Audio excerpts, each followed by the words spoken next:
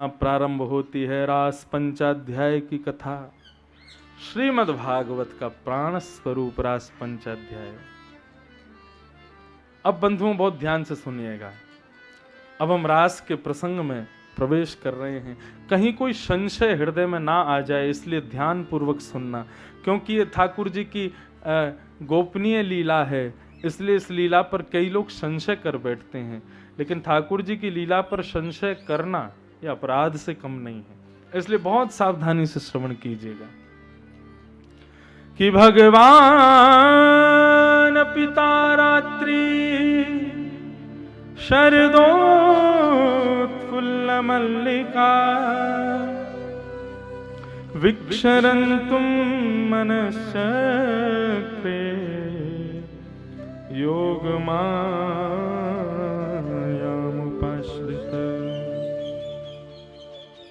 P low.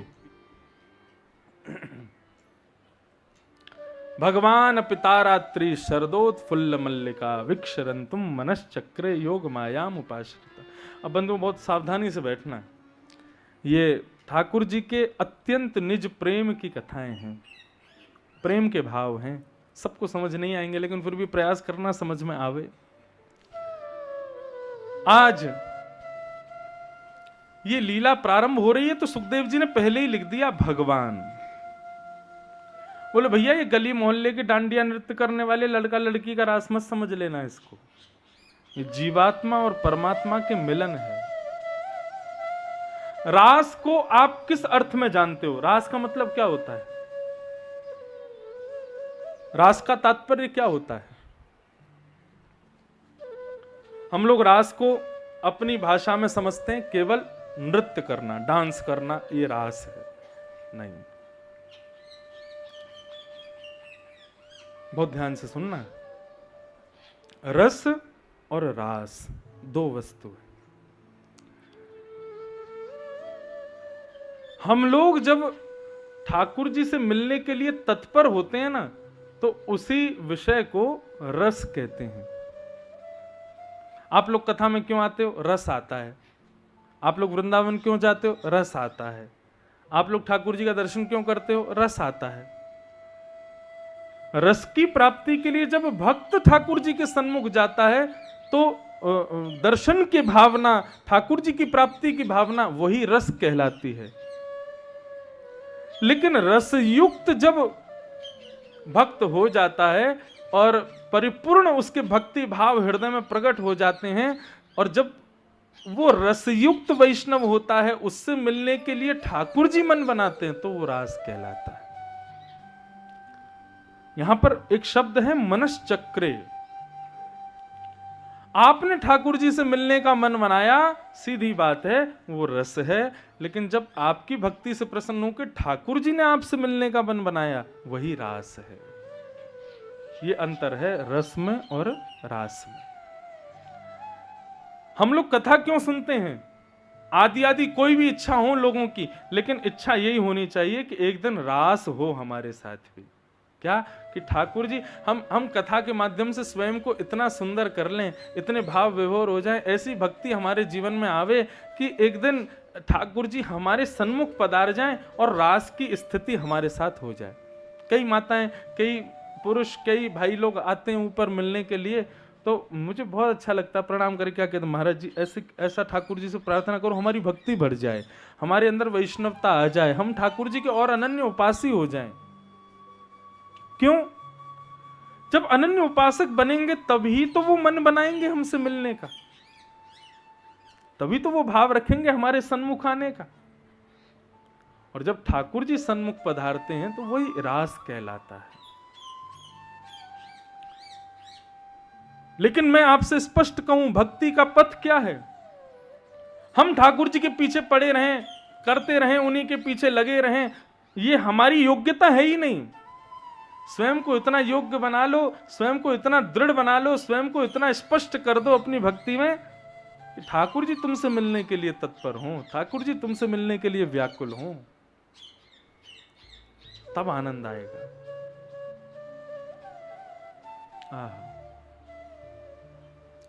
कितने वैष्णवों के चरित्र हैं। एक उड़ीसा में हुए सालबेग। सालबेग एक मुस्लिम पिता के पुत्र थे, लेकिन मां उनकी ब्राह्मणी थी।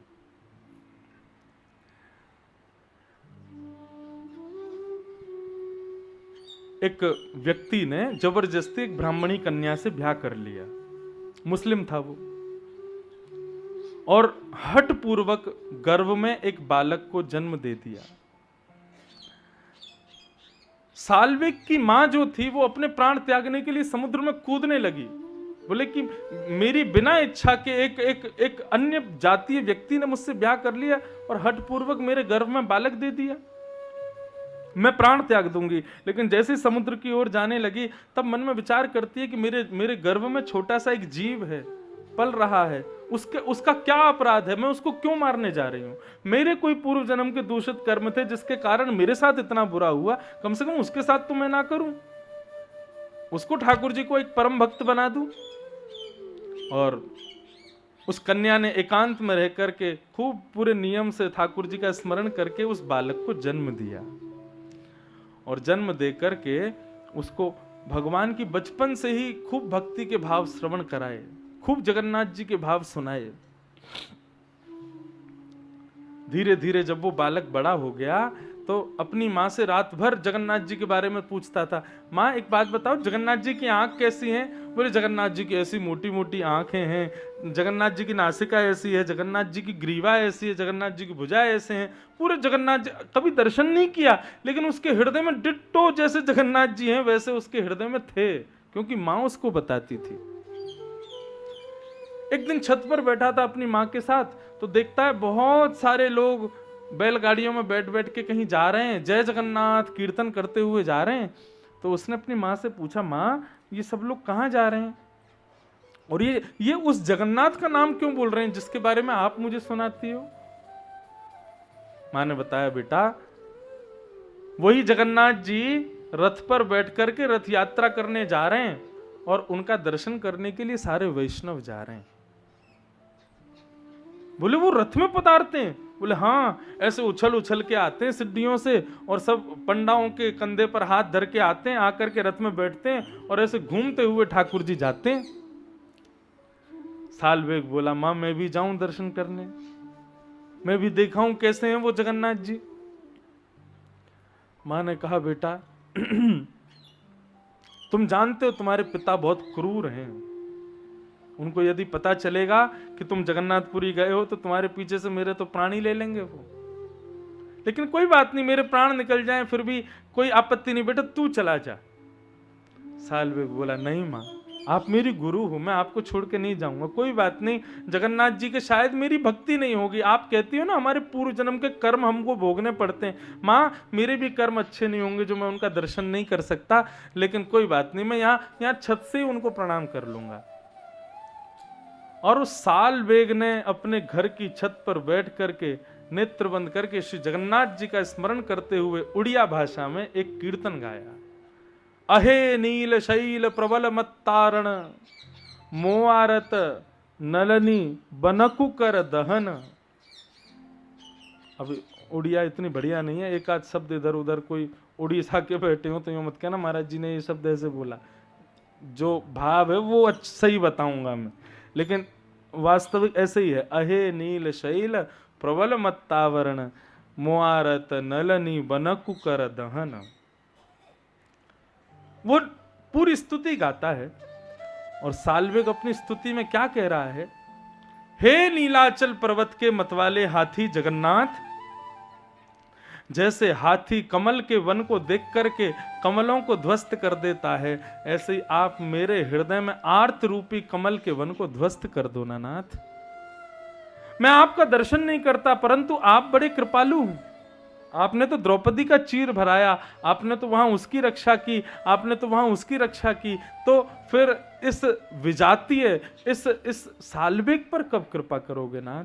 इतने भाव भरे हृदय से गाने लगा कि श्री जगन्नाथ जी वहां रथ में बैठे थे, लाखों की तादाद में भक्तों ने जगन्नाथ जी के रथ को खींचना प्रारंभ किया, पीछे से हजारों लोग रथ को धक्का दे रहे हैं, लेकिन जैसे ही बलभद्र का रथ चला गया, सुभद्रा जी का रथ चला गया, जैसे जगन्नाथ जी के रथ की बारी आई, सबकी भुजाएं थक गईं, लेकिन जगन्नाथ जी का रथ तस्से मस नहीं हुआ। सब बोले हमने कोई अपराध कर दिया, ठाकुर जी का भोग लगाओ। भोग लगाया, सब कुछ किया, लेकिन जगन्नाथ जी का रथ नहीं बढ़ा। तो आज भी वहां ऐसा है कि कुछ भी ठाकुर जी संकेत करते हैं तो वहां के राजा को संकेत होता है। राजा ने जाकर के प्रणाम किया और पूछा, भगवान आपकी कोई आज्ञा है? तो ठाकुर जी ने उसके हस्त कमल में स्वप्न दे दिया और दिखा दिया। बोले मेरा एक भक्त है साल्वेग, बहुत मेरे आर्त भाव से मुझको पुकार रहा है, अब मुझे उसकी याद आ रही है। जब तक साल्वेग नहीं आएगा यहां पर, तब तक मेरा रथ आगे नहीं बढ़ेगा। तुम राजा हो, तुम सर्वसमर्थ हो, अपनी पूरी प्रजातंत्र लगाओ और साल्वेग को बुलवाओ।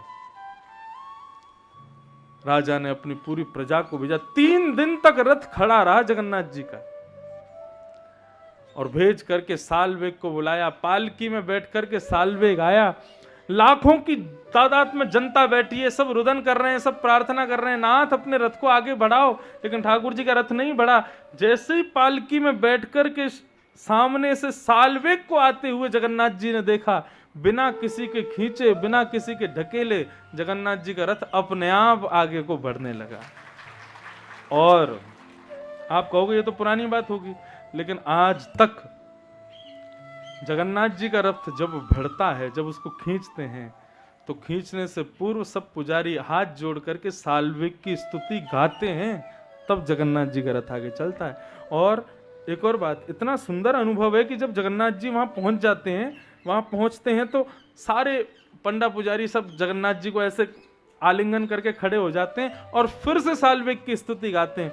तब क्या अनुभव होता है कि जगन्नाथ जी की जो सुंदर प्रतिमा है ना, वो ऐसे ऐसे नृत्य करती है साल्वेग की स्तुति सुन करके। आज भी जगन्नाथ उत्सव में तो इस स्थिति को कहते हैं रास। वो नृत्य करना, नाचना, गाना, वो सब रास नहीं है।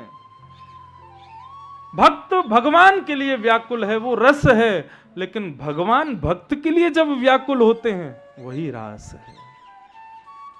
इस फिलॉसफी को समझिए आप। वो बात अलग है कि नृत्य क्यों हुआ, क्योंकि जब अत्यंत प्रसन्न होता है ना व्यक्ति, तो नृत्य ही होता है।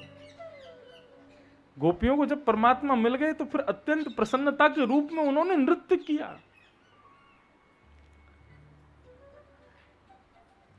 भगवान ने, अब आइए रास की कथा में हम लोग प्रवेश करें। तो भगवान ने समस्त गोपियों को पहले ही बता दिया था कि भैया हम शरद पूर्णिमा की रात्रि में आप लोगों से मिलेंगे। आज शरद पूर्णिमा की रात्रि जैसी प्रकट हुई, सब गोपियां अपने अपने अन्य अन्य कार्यों में व्यस्त थीं। कोई गैया का दूध दोहन कर रही है, कोई गोबर का चौका लगा रही है, कोई कार्य कही है, कोई कार्य कर रही है। इतने में ही सबने देखा शरद पूर्णिमा का चंद्रमा उदयमान हो गया है। पूर्णिमा के चंद्रमा को देखते ही सब गोपियों के मन में भाव आया कि ये तो वही तिथि है जिस तिथि में श्याम सुंदर मिलने वाले थे। परंतु एक भी गोपी अपने स्थान से हिली नहीं, गई नहीं ठाकुर जी की तरफ। क्यों? गोपियों का हृदय कह रहा है कि इस तिथि पर बुलाया तो था, परंतु हम चाहती हैं कन्हैया एक बार और बुला दे तो हम जाएंगे। माननीय है गोपी। लोगों को शादी का कार्ड दे दो, हमारी बेटे की शादी जरूर आना, और फिर आप देखोगे वो नहीं आए तो फोन करके पूछोगे आप शादी में नहीं आए थे? बोले कार्ड तो आया था लेकिन फोन नहीं आया था। हम लोग भी माने नहीं आए। ऐसे ही गोपियां सोच रही हैं हमको निमंत्रण तो दिया था, लेकिन एक बार पूर्ण निमंत्रण और मिल जाए तो जाएंगी। ठाकुर जी वन में गए, वन में जाकर के कदम वृक्ष के नीचे देखते हैं, बोले एक भी गोपी नहीं आई। सोई ठाकुर जी ने अपनी वेणु निकाली, अपने अधर पर धारण करके अपने कोमल छिद्रों को आच्छादित करते हुए जैसे ही अपने प्राण पिरोए हैं, बाज उठी वेणु वृंदावन में। अब साधारण लोगों को तो लग रहा है कि नंद नंदन यशोदा नंदन कृष्ण वंशी बजा रहे हैं, पर कृष्ण प्रेम में जो तल्लीन है गोपियां, उनको वेणु का स्वर सुनाई नहीं दे रहा। वेणु के स्वर में ठाकुर जी की आवाज सुनाई दे रही है कि अरे गोपी मैं कब से बैठा हूं यहाँ पे, तू अभी तक आई नहीं, जल्दी आ। अब गोपियां कार्य कर रही हैं, कोई दूध दोह रही है, कान में जाकर के वेणु की ध्वनि कह रही है अरे गोपी मैं यहाँ बैठा हूं, जल्दी आ। तो इतनी स्थिति थी कि गोपियां इतनी तल्लीनता से कार्य कर रही हैं, लेकिन जैसे ही स्वर सुनाई दिया उस कार्य को यथावत उसी स्थान पर छोड़ करके भागी है। ऐसा भी नहीं कि जिस कार्य को कर रही हूं कम से कम उसको व्यवस्थित करके चली जाऊं ना।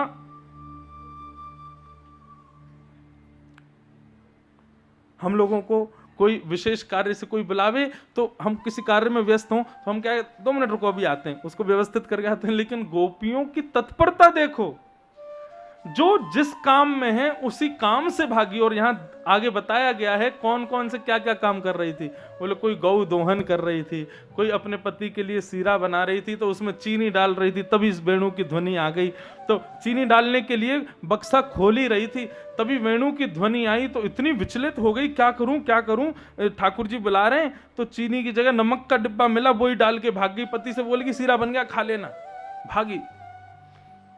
कोई अंजलोचने, कोई अपनी आंखों में काजल लगा रही है, तभी ठाकुर जी की वेणु की ध्वनि आ गई। तो एक आंख में काजल लगा ही था, इतने में वेणु की ध्वनि आई तो दूसरे आंख में काजल लगाने के लिए रुक ही नहीं पा रही है, एक आंख में ही लगा के भागी। एक गोपी ने रास्ता में देख करके बोली कंजी लग रही है, ऐसी लग रही है कहानी है गई हो, एक आंख बड़ी एक आंख छोटी। अरे आज प्रियतम से मिलवे जा रही है, आज तो बढ़िया बन के आती। गोपी बोली कहा करूं, मैं तो आंखन में काजल लगा रही, श्रृंगारी कर रही, लेकिन तभी वेणु की ध्वनि ऐसी आई कानन में कि मुंह को ऐसा लगी कि भैया आप जल्दी भागूं, लेकिन मैं अभी करके आऊं। दोबारा दौड़ करके गई, आंखन में काजल लगाने लगी तो वेणु की ध्वनि बार बार कानों में आ रही है, उस भाव से वो काजल लगा ही नहीं पाई। अंत तो गत्वा उस गोपी ने सारा काजल हाथ में लिया, नाक पे, माथे पे, आंखों पे, मुंह पे, सब जगह लगा लिया। उस गोपी ने देखा तो दूर से ऐसा लग रहा मानो लंगूर बंदर आ रहा है। गोपी बोली ये कहां करके आई है? बोले अरे अब एक आंख में लगाया और दूसरी में लगा ही ना पा रही, वेणु की ध्वनि इतना विचलित कर रही, मैंने सोची अब लगा ही नहीं पा रहा, विचित्र लग रही हूं, एक आंख में लगाऊं तो पूरे मुंह पे लगा के आ गई। और एक बात कहूं, श्याम सुंदर सौंदर्य ना देखे, श्याम सुंदर तो ये देखे कि हृदय कैसो। यदि सुंदरता देख तो हमारो कन्हैया, पूतना कितनी सुंदर बन के आई, कन्हैया ने देखो नहीं वाकू। या से कहा बात पता चली कि कन्हैया सुंदरता ना देखा, वो तो हृदय देखे कि हृदय कैसो है। और रही बात काली की, तो वो कालो है, मैं भी काली हूं, सबरी गोरी गोरी बन के जा रही हूं, लेकिन कन्हैया देखियो मोइये सबसे पहले बुलावे और नृत्य के काजे, क्योंकि वही की जैसी बन के जा रही हैं, अस्त व्यस्त वस्त्रों में भाग रही हैं। बहुत विचित्र स्थिति बताई है गोपियों की। एक पद भाव में गाया करता हूं, हो कान्हा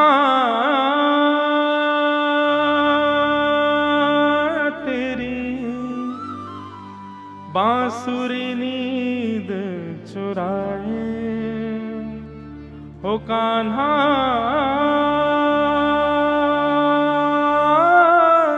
तेरी बांसुरी नींद चुराए,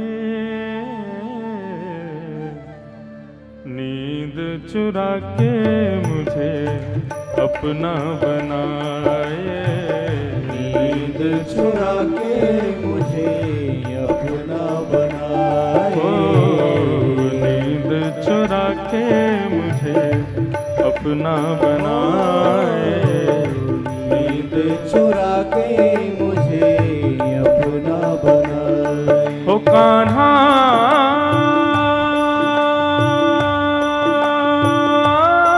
तेरी बांसुरी नींद चुराए, ओ कान्हा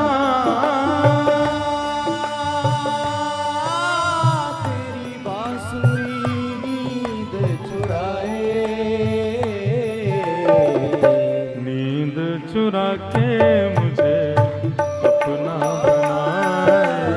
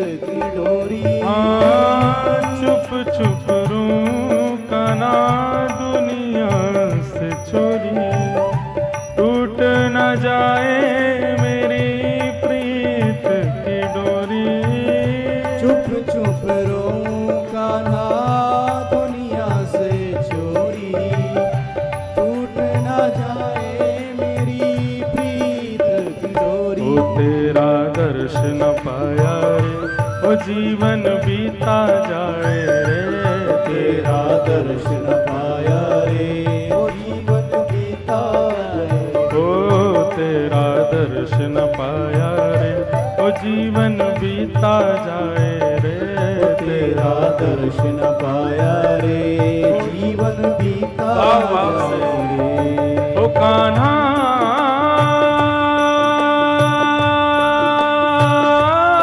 तेरी बांसुरी नींद चुराए, ओ कान्हा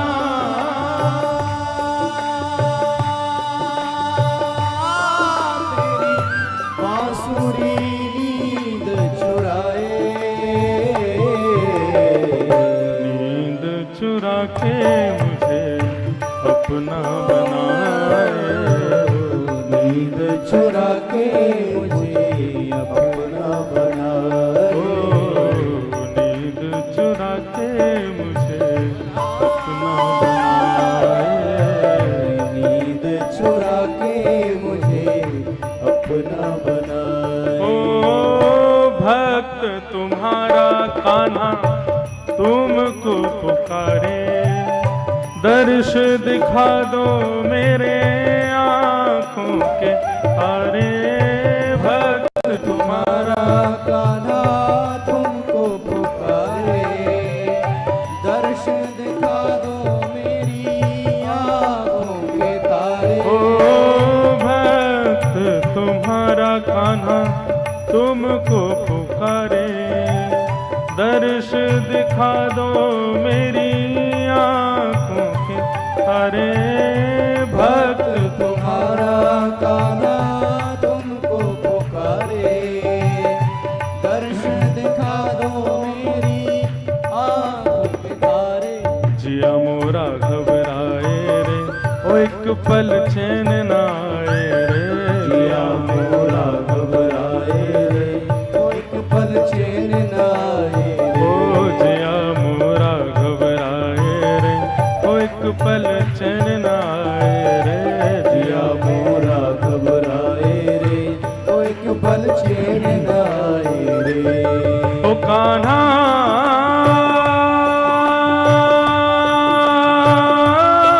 तेरी बांसुरी नींद चुराए, ओ कान्हा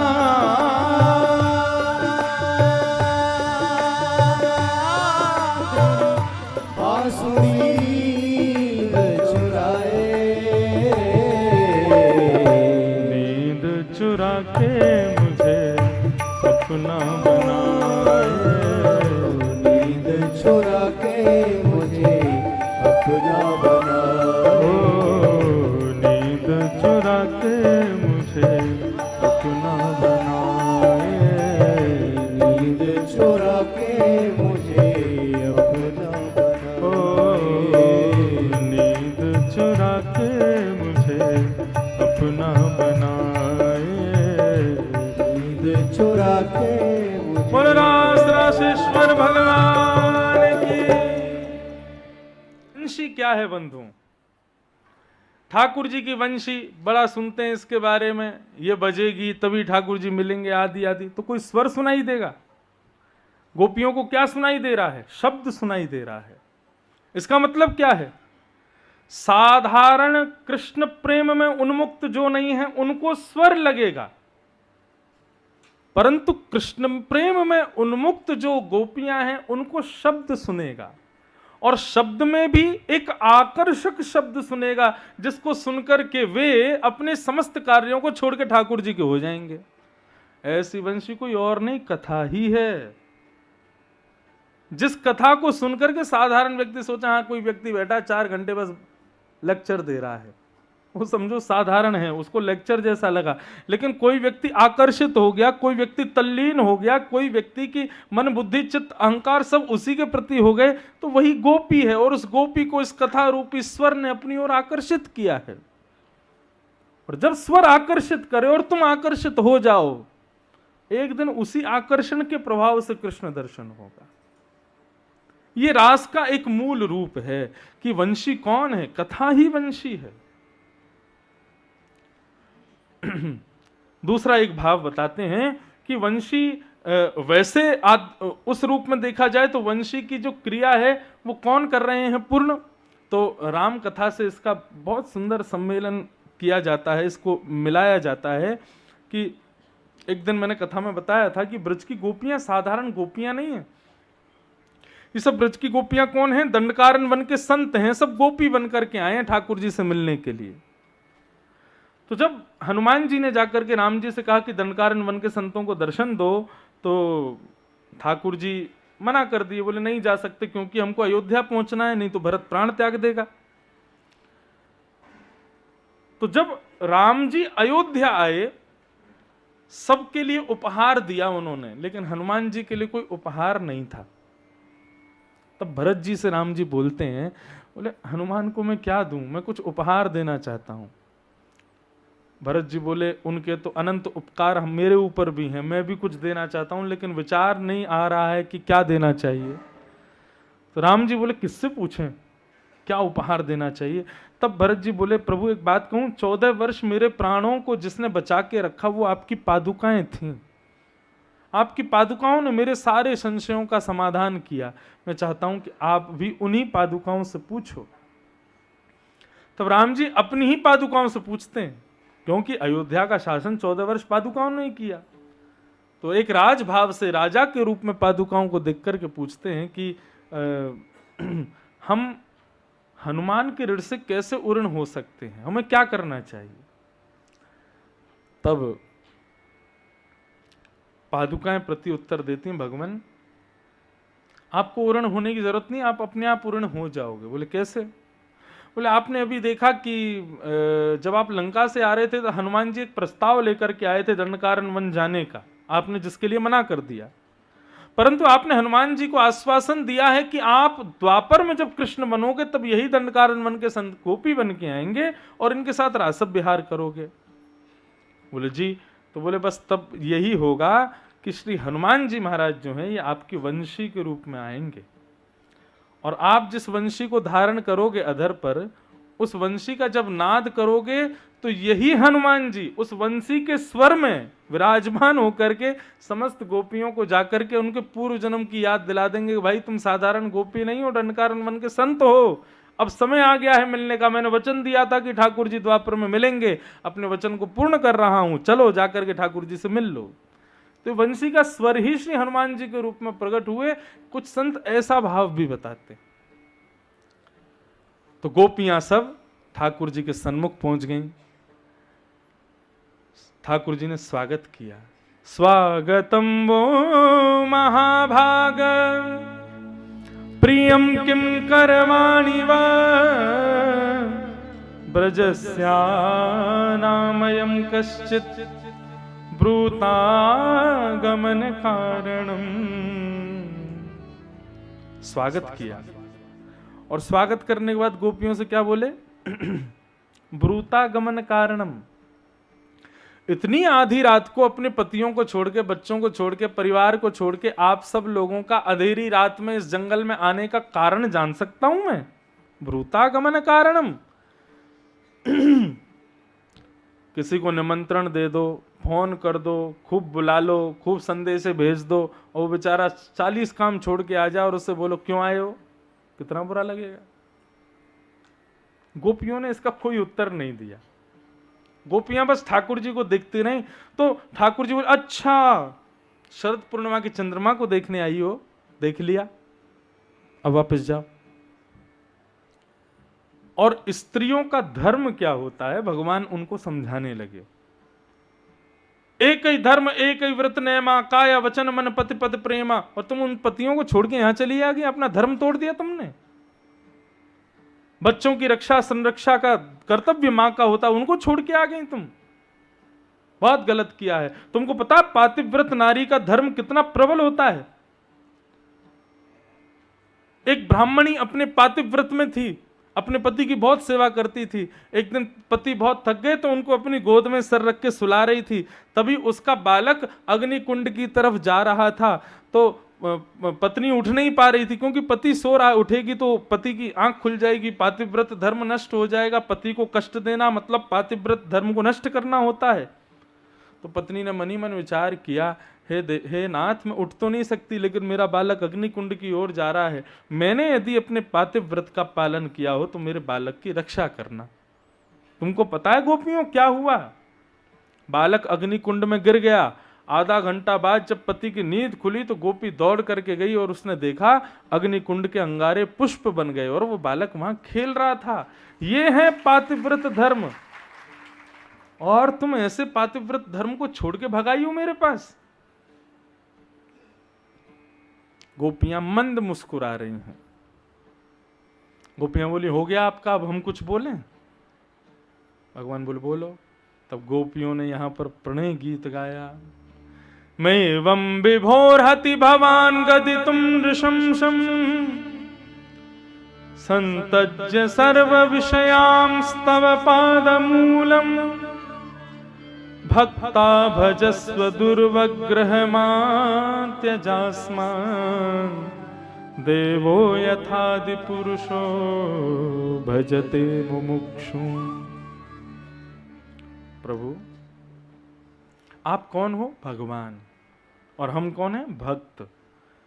भक्त की और भात की एक ही राशि है, इसलिए भात जितनी कठिनाइयों से बनता है ना, उतनी कठिनाइयों से भक्त बनता है।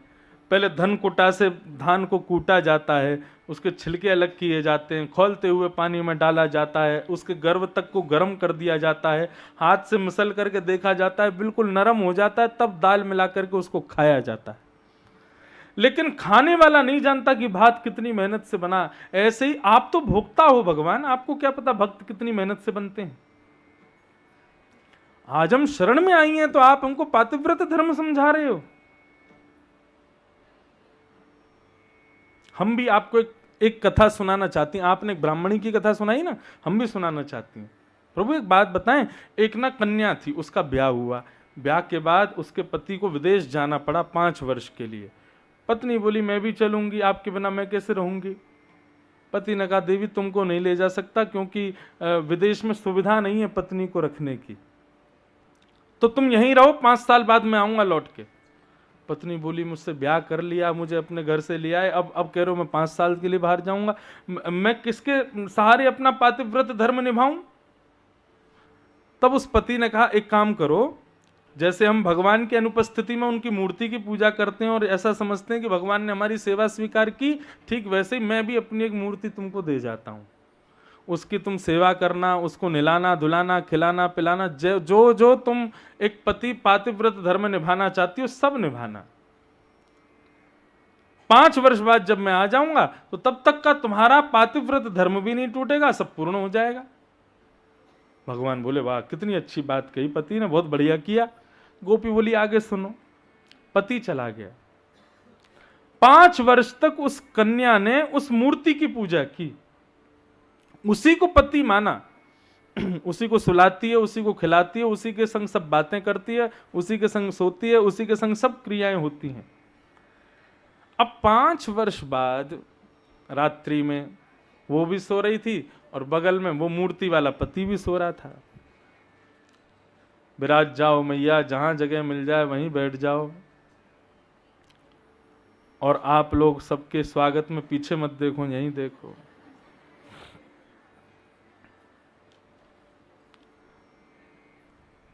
पांच वर्ष बाद एक दिन वो रात में सो रही थी और उसी दिन अचानक उसका असली पति आ गया और पति ने आकर के गेट खटखटाया।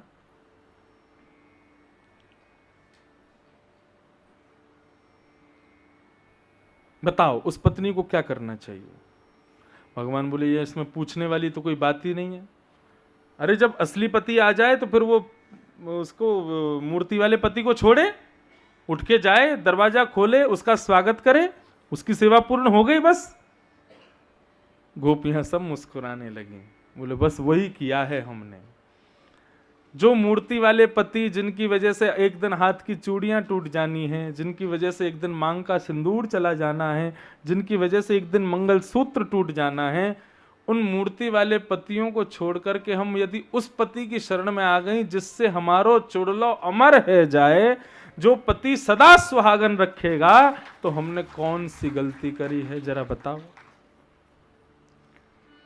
इस प्रकार गोपियों ने ऐसा जवाब दिया ठाकुर जी को कि ठाकुर जी की बोलती बंद हो गई, चुप। यही तो चाहिए, भक्त ऐसा बने कि ठाकुर जी के तर्कों के आगे ऐसा प्रत्युत्तर दे कि ठाकुर जी पर बोलने के लिए शब्द ना हो।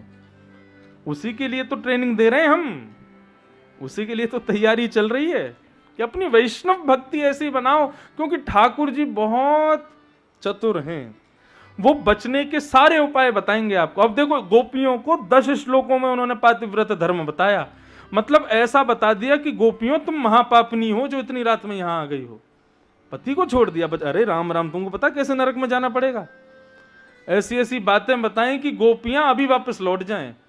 पर गोपियों का ऐसा प्रेम दृढ़ था कि गोपियों ने 11 श्लोकों में उत्तर दिया कि हम क्यों आए हैं। और अंत में गोपी, इसको प्रणय गीत कहते हैं। गोपी गीत से पहले एक छोटा सूक्ष्म, भागवत में 7 प्रकट गीत हैं, 7 उपगीत हैं, बहुत विस्तृत है वो। तो यहां पर गोपियां सब बात कहती हैं और अंत में भगवान से कहती हैं, आप चाहते हो हम चली जाएं? बोले हाँ, तो ठीक है हम चली जाती हैं। कहां जाओगी? तो गोपियां अपने पैर के नखून से गड्ढा करने लगी जमीन में, और गड्ढा करते हुए